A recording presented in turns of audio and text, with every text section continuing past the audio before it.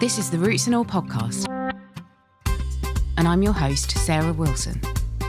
Join me as I talk about all aspects of gardening with some of the top horticulturists from around the world. In this episode, I'm joined by writer James Canton to talk about his book Renaturing and the 2-acre patch of land in North Essex that's become the focus of his efforts to increase biodiversity. We discuss the difference between rewilding and renaturing, the importance of close observation, and how small, thoughtful interventions can help landscapes recover. It's an interesting counterpoint to a recent episode of Randal Plunkett on large-scale rewilding, showing how restoring nature can happen at different scales, taking different approaches. I've been writing about nature for quite a while, but I've been writing for longer than I've been writing about nature in some ways, I suppose. And then, as much as anything, I think the thing was, you write about where you're at. And like before I came here, I was writing much more sort of urban-based stuff. But then when I moved here 25 years ago, a lot of the stuff that I just started to be writing about was kind of about the environment that I was living in, the setting, if you like. And it has been that journey of the last 25 years, has been me writing more and more about the natural world and about our place in it, and increasingly kind of like the balance of like, is it, are these good things? These are kind of beautiful things. Oh, that's amazing. And then kind of reflecting more on the whole process of humans and the natural world, kind of from the from 50,000 years ago right up to the present day. So it's been very much, I think the two are intertwined. And the longer I've lived in this spot, which is a very rural area of East Anglia, a rural area of North Essex. It is a village, but just, if you like, it's got a curry house and a church, so I guess it qualifies. But I don't spend much time in kind of communal spaces within the village. I spend the time when I can in the patch of land that I managed to purchase at the same time that I bought this farm labourer's cottage. So the writing about and the kind of getting to know nature in that sense have very much been interwoven, I'd say. And when you say the patch of land, how big is it? It's about 2 acres, or at least it was sold to me as about 2 acres. I think it might be just slightly under, but that's okay. It's fine, if you know what I mean. I call it the field. And in fact, I'm more and more realizing that I don't want to be calling it a field, because a field is obviously an area of land that is deliberately defined by its human usage, if you like. And what I've been trying to do with this 2-acre patch, as you called it, which is a much better term, is to enhance the biodiversity. I mean, it's a simple thing, but kind of hand the land over to a certain extent to the natural world, and me included in that as a pottering about mammal of some sort. But effectively, yeah, it's a 2-acre bit of North Essex that would, for the last sort of probably 200-300 years, I'd say, would have been used as a field, an arable field. And then in the last sort of 50 years or so, I know in recent times, before I got it, I believe it was owned by a scrap merchant. And I found a certain amount of scrap while metal detecting, but not that much. So I'm not sure about that story, but it was certainly fenced off, like gated, with a sort of fairly ragged iron gate, when the farmer had already sold off a little patch of 2-acre plots, obviously just to make money, probably about 30 years ago, I think. So it's fairly new out of cultivation, if you like that. And now, I'm just in this project it was kind of the spine of my book Renaturing, in terms of just kind of explaining to readers, other humans, my kind of enterprise of trying to do my best to kind of like on this patch to be improving the wildlife, the biodiversity, and then kind of stepping into like other ways in which people are on small scale trying to wild the world. And as a mammal pottering about, you are still having an influence over the landscape, but you're not in the same way that it was managed when you first took it on, which I believe I'm right in saying involved kind of a lot of grass cutting. But now you are intervening in a different way. Why did you choose to do that rather than just letting it go completely? For the simple reason that when I started to be paying more attention to the natural world of the patch, of the field, the people that I spoke to, the naturalists, the experts, said, look, if you want to improve the biodiversity, your intervention is going to be required, because there's a simple equation that the smaller the bit of land, whether that's, and I'll include a window box in that, the smaller the bit of land that you're trying to improve the biodiversity in, the more human intervention required. So yes, if I had, let's say, 1/3 of a million acres, I could largely leave it to natural processes. But if I've got, say, 2 acres, then intervention is going to be the best way, especially kind of short term, but even longer term. If I just left the oaks to grow up, then they would take control and turn it quite quickly into, they'd cover everything. So there's a certain element in which you do need humans to be involved, which again is kind of like, it's kind of engaging. It shows a value to our agency on the small scale. Now, don't get me wrong. If you go to rewilding scale, that one of the big factors that we have to do is hold the people from doing the interventions.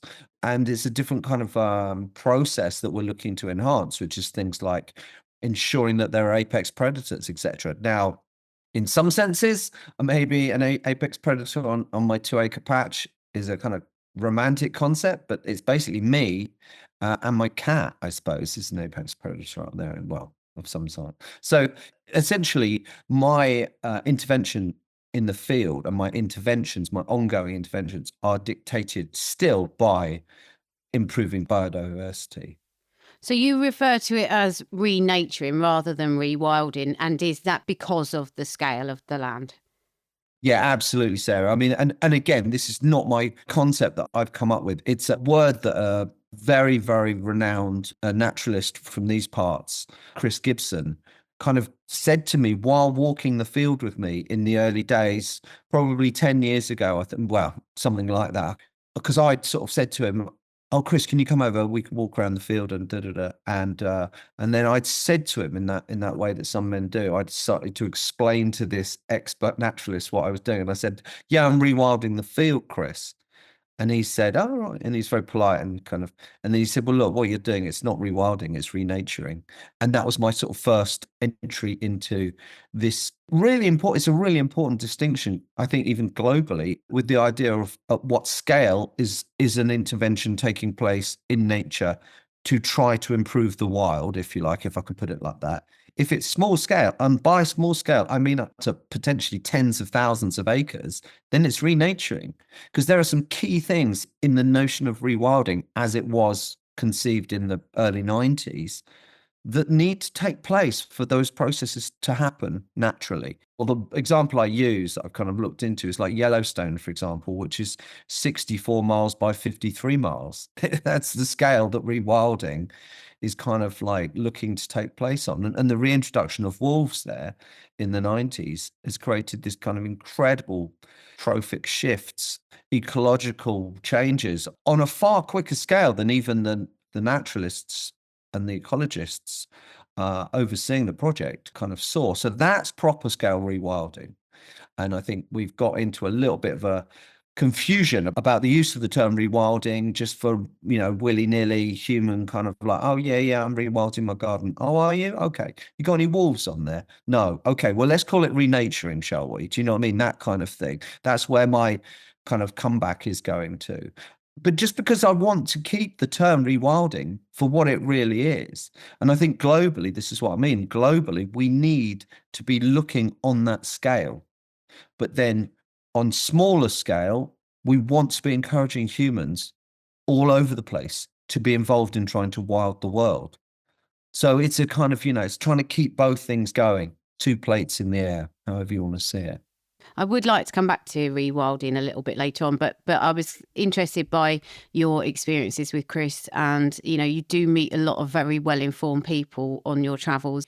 But I was thinking as well, how important is it to you, given that all sites are very unique and there's a lot of site-specific things that develop, how important is observation of your actual patch when it comes to how you manage it? Yeah, absolutely. I mean, you're a gardener, and the gardener knows their patch. Yeah, they know it because they work it and they pay attention. And because they're paying attention, they're noticing, for example, subtle variances in, I don't know, soil type or, shade, light, etc. And that then dictates as well what's going to grow there best. So I was slightly working from the other way in that I was walking my patch, this field, a lot with people. And for example, like Common Centauri, this beautiful little pink flower would be, just little bits of it all over the field. And I loved it as a flower. And then started questioning why it was in certain areas. And I remember doing this with Richard Maybe, and he was very surprised because he said, well, I'm sure it needs really sandy soils. And I had assumed that, like a lot of North Essex, that I was pretty much 100% clay. And again, so it was only really Chris Gibson then, agreed with this. And we said, like, that this shows the variance across a patch of ground, Same thing in your garden. Unless you've kind of stripped the grass entirely and studied the geomorphology of what's beneath the soil, etc., you don't have a true understanding. And that observational layering became really important to me. So when I finally got a pond dug, I tried to dig a pond for about 2 years and my knees just kept collapsing and stuff. So I eventually got a guy, a friend of mine, Dave, to come and dig a pond with a big digger. And even when we did that, it was really interesting because I assumed that it was just going to be, layer of soil, bang, straight into some pretty serious clay. And it kind of was. But as Dave said, in patches, the clay is quite loamy. So it's got a bit more sort of sand within it. And I've already seen that the pond is not 100% puddled. And that's to say it's not 100% watertight, because I think there is this layering of sandiness in aspects of it. So yeah, absolutely. Observation and kind of knowing your patch is this long and beautiful and wonderfully kind of immersive process that the gardener does. And in a way, that's what a gardener's doing, isn't it? Is getting to know. Okay, they're also sort of cutting back hedges and trimming and pruning and, but they're also getting to know the patch well enough that they know what's going to work well where, and what's the best way of like improving the wildlife in that corner, etc., etc. So I was sort of learning this process as much as anything on the scale of a 2-acre plot, let's say. I think the gardeners, the land keepers do carry a lot of knowledge, which isn't always particularly valued, which is a big topic for discussion in the world of horticulture at the moment. So, yeah, it's good to kind of reiterate that value that people hold in their knowledge and their understanding of a site. But bringing it back to the rewilding thing, you talk about profit prioritising nature in the book. And I think that maybe you see some issues with rewilding, for all the good it does. I think there's maybe a side to it that's not potentially as positive as it seems or as benevolent as it seems. So I thought I'd just ask you to give an overview of what you think are potential problems with rewilding. No, you're absolutely right. So you put it nicely in the sense that, again, so I, just like everyone else, assumed that all rewilding was good, if you like. Surely it's good, isn't it?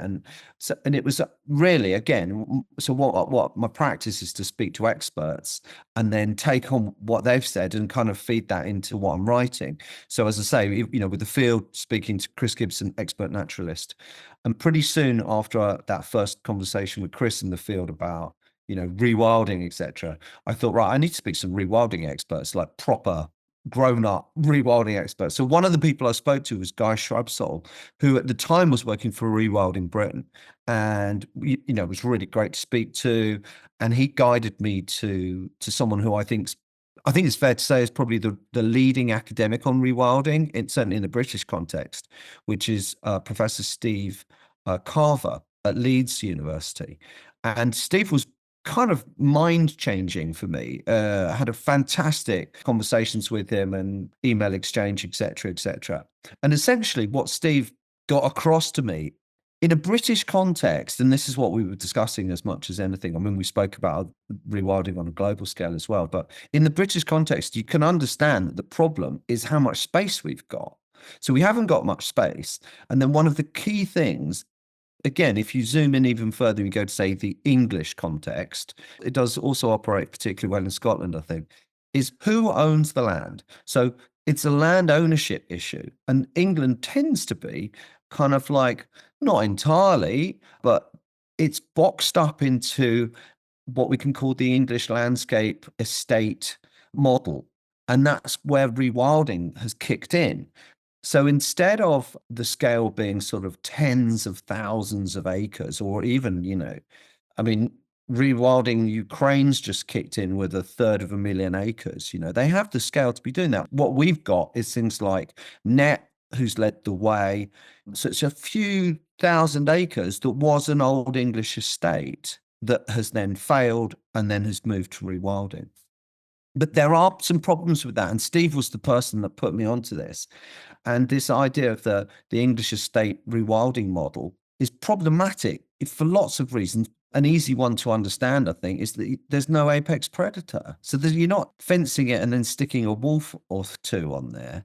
And essentially what you're doing is you're then, as Steve said, there's still a meat harvest often on these rewilding estates. They'll be going in and taking, whether it's deer, whether it's boar, etc. But it's about making money from the estate. And obviously that it's understandable to a certain extent. We live in a capitalist society, but it means that the driving force is not about the rewilding, if you like. So he was amazing at opening up my eyes on that. And really, he'd just come from, when I first spoke to him, he'd just come from mapping the entire area of France for the French government in order to then allow the capacity that you could scan the land, if you like, and say, right, which area is best to be rewilded for particular species even. You can put kind of filters over this map, incredible kind of scale. And then you can see where the direction of focus is different. We are like, well, these people over here have decided to do rewilding of that 3,000 acres. So that's what's going to happen. Whereas potentially, if you go the other direction, you say, where do we need rewilding to take place? That's a very different model. And that's not the model that we have in England at the moment. So that's where we're at. But there's some really good people that are doing some really good pressure. So Wildcard, for example, are a pressure group organization that I've worked with, who are fantastic in that, they've said, well, hold on. There's also, on the rewilding issue, there are some very large landowner organizations, like, for example, the church commissioners, like the royal family, like Oxbridge.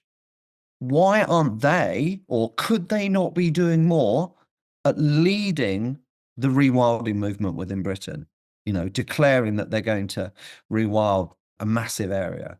So there's a certain amount of pressure that Wildcard and other organizations are trying to do to try and make a better model of rewilding in the British context. Yeah, more power to their elbow, because honestly, reading Guy Shrubsole's book, Who Owns England, made me want to chuck myself in the nearest bit of sea. I mean, it was just, reading it was just awful. I was like, oh my God, it was such an eye-opener, and not in a good way, I'm afraid. But, an amazing book for that. And well, I mean, yes, that's kind of land on a big scale that, when you talk about rewilding. So going back to sort of land on a smaller scale, because you mentioned a character called Ray Davies, who as a vegan probably would not be my favourite person. And I'm guessing that sadly by the end of the book that you've kind of dedicated it to him. So I'm guessing Ray is no longer with us. Is that no, he's not. No, he's no longer with us. He was a sad loss to the community around here. But I take the point, Sarah. Yeah, exactly. I do eat meat now, but not very often, and I certainly don't shoot it myself. I'm from London, and Ray Davies is of the countryside. He always was, and he would happily shoot things. And I think that's where you're kind of coming on that. And I was vegetarian for like best part of 30 years. So, but he had his own approach, and I wanted to bring in as many voices into this discussion on ways of wilding the world on the small scale. So he had an area that's, a few acres, bit like me, bit bigger than mine. I think it was more like 6 acres or so. And what he operated on this patch of beautiful, just into the lovely county of Suffolk, so just over the border from me, but not a million miles away at all, is he was very much helping the habitat for things like songbirds. That songbirds were really key to him, but he created like log piles, he created all kinds of things in there for the wildlife. But then he would happily or very actively shoot what he saw were the kind of bullies. So he'd shot all the magpies, he trapped all the squirrels. It's a different approach. He was also one of these people that the police ring up at 4 a.m. because a deer's been run over on an A road around here. And he was one of those people that would go out and, as he said, dispatch it, put the animal out of its misery. The population of deer in East Anglia is huge. I think it's fair to say it's never been bigger. You know, it's like that thing that. So again, there's lots of discussion points because obviously, you know, deer are quite sweet and they're cute, and some people are eating them, and you know, and Ray was one of these people. So he would be going out, he'd be shooting deer, and then he would very much be bringing back on the side of his Land Rover what he called the grallochs, the body, the remainder, the corpse of the deer once he cut the meat off. And he'd then put that in his patch. And that would be eaten by buzzards, by badgers, by foxes, you know, by all kinds of things. I mean, if you wanted to be a fox in East Anglia, there was not a finer place than to be on Ray's land. You know what I mean? It really was. But it's a different approach. It's not my approach. I come from London, and the idea of having guns slightly scares me still in the countryside. A lot of people in the countryside don't have that opinion or approach. And I wouldn't say clash, but we disagreed on many things. So I'd say to him, you know, that I think we shouldn't have pheasant shooting. And he was quite interesting on that, actually. He understood that, but he said, you know, all the farms would go bust. I'm still not sure on that. But different people, different opinions, but talking about ways of improving the wildlife, improving biodiversity. He was fabulous on that. You know, so there was lots of common ground with Ray. There were 2 or 3 issues that we we were less common on, if you like. But yeah, I wanted to involve all the voices because, you know, I think we can get dichotomized. Like, you know, one of the groups I really wanted to speak to were farmers, and bring in farmers into this book, Renaturing, because I didn't want to just be like some bloke from London that had moved here 20-something years ago and then was just like, oh, this is what we should be doing to improve the wildlife. That's really not a good position to be taking up, I didn't think.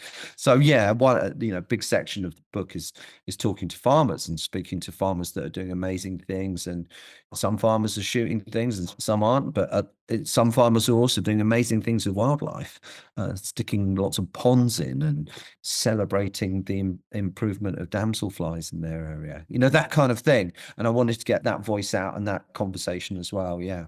Yeah, well, I'm absolutely glad that you did, because when I was reading it, you know, I was thinking, I'm assuming it's now panning out, but I was wondering, you know, when Ray stops intervening in that way, how will things develop? And that brought me on to a bigger question, really, which is, if you have these patches of land that are managed by people and your patch is the same, have you thought about the sort of legacy of them? What might happen in the future to these bits of land that are managed by, say, one person and their cat maybe? What will become of these patches of land, do you think? Have you ever thought about the legacy of your land?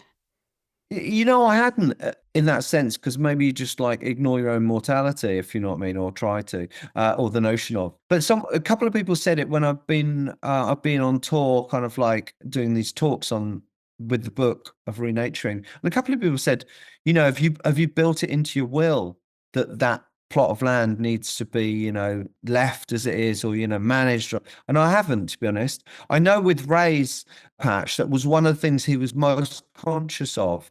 And there's a lovely bloke that's now taken over who lives nearby, and he's like got, I'm not sure how many acres he's got, but he's kind of got a small farm, and he runs his farm on very much wildlife friendly perspective. He was a really close friend of Ray's, so he's maintaining that stance on Ray's patch. As to mine, well, hopefully my daughters will and my son might decide that it's not a place that they want to be doing anything dramatic to. But yeah, it's a good point. It's a good point. And one of the things that's been really noticeable with my 2-acre plot. Well, I still don't like that idea of like ownership, calling it like of the 2-acre plot that I go into daily. In the summer, last summer, a very good filmmaker friend of mine came up and made a film, just made a short film. We wanted to make a short film to show the kind of the effect that you can have, visually. I think it's important to be doing this. It's obviously books are great, but some people prefer visual. So we've got a 60-minute film that's going to be released in a month or so called Renaturing. And one of the things that was amazing for that was his cameraman, Andrew, had like drones and all kinds of things. This was in the height of summer. This was kind of August. I'd never really realized how much of an oasis the field, my 2-acre field, is, because all around is sort of farmland, and then even in the houses up and down here, they're lawns, largely lawn, that kind of idea. So when this drone footage came back, we were looking at it, and it's just this sort of rectangle of green amongst what looks like a sort of deserted wilderness kind of thing. And that kind of like impact is really dramatic when you see it visually, wow, look at that. So, I mean, my ideal hope would be that my neighbors and all around and farmers and etc. over the next 30 years take on these same sort of ways of being with the land, in the sense that in the middle of August, it's not a dry desert. There's greenery there. There's life still there. And then in a way, it doesn't matter what happens to my 2-acre plot, because everyone's moved from the way that we currently are to another way of being, in another way of seeing the land, if you like. And I think it is that shift that we need to take place. And then hopefully it won't matter too much what happens to my plot. Yeah, that's a really great answer. My last question, really, and you are just such a good person that's positioned to answer it, and I can't resist asking it. As a podcast host, I get sent a lot of nature writing, and I also go to a lot of bookshops and, like National Trust shops, nature reserve shops, and I see this array of nature writing books, and I can't resist, and I buy loads. So I am probably immersed in it very much. And a lot of the nature writing that I read is about kind of people's individual experiences with themselves, really renaturing themselves. And, perhaps as that relates to a particular piece of land or a particular environment. But I think to myself, is nature writing going to evolve, do you think? And if so, do we move forward out of this personal experience journey? Because at some point it's got to, I presume, the market has to become a bit saturated. Are we moving beyond that already? Are you seeing a shift away from that type of nature writing? Yeah, great question, Sarah. I can see that you've been thinking about it, and I'm glad you are thinking about it, because I'm definitely thinking about it. So you might have said earlier, one of my roles that I have, which I'm very proud to have, is this role of Director of Wild Writing at the University of Essex, which is essentially about teaching an MA in wild writing, literature, landscape, and the environment. And one of the modules on there is called New Nature Writing, and looks very much at this recent resurgence of writing on the natural world that we've seen, that you're talking about, that kind of in a way has been amazing. Obviously, like books like H is for Hawk, that have sold loads. There's the films just come out, this kind of thing. Helen Macdonald's, an amazing ambassador of the genre, if you like. But that was like 2015 or whatever, 2014, 2015. So, and one of the big discussion points is the direction, in a way, of nature writing from now. And one of the key questions that lots of people are asking is it going to shift around post Salt Path scandal? Because that questioning of authenticity that's taken place with the Observer insights into the kind of the nature of that book, this amazing journey, apparently, and the way in which being in the natural world and walking this path has, changed lives, etc. The problem comes is when that authenticity is challenged, because then does the reader start looking away from similar books in that genre? And so I agree with you. I think at the moment we perhaps have a glut, if you like, of quite similar texts of books that are often very human based, often about something that's happened to a human that is often very sad and very, very poignant. And then the narrative of that is explored against a backdrop, if you like, of the natural world or an aspect of the natural environment. That's not to say that there aren't some amazing books within that sphere, but I think it's going to be interesting. I think as we go forward, do we want all our nature focused has to have humans as a kind of central character? It's ultimately not going to be doing the best for the natural world and for the wild, for the other living beings that we share this earth with. If we can get beyond that, if we can do that, then that would be a fabulous thing, I would say personally. I appreciate the issue is that at the moment, that's what's driving sales within nature writing texts. So there is a tension there, publishers and agents, etc. They want sales, and so do authors.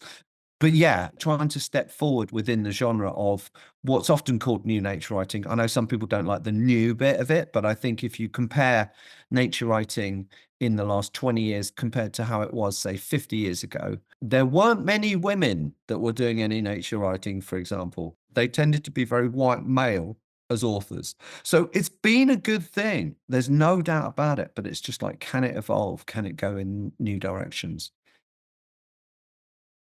If today's episode sparked your interest in the many different ways we can help landscapes recover, you might also enjoy episode 373, Rewilding with Randal Plunkett, which explores large-scale rewilding on an Irish estate, and episode 322, Garden Wildlife Ponds with Pete Case, where we look at how even a small intervention in a garden can make a huge difference. You'll find links to both in the show notes, and as always, thank you for listening. Next up is Benny with his Insect of the Week. But first, here is a word from this week's Insect of the Week sponsors, who I'd like to say a very big thank you to. Please do go and check them out.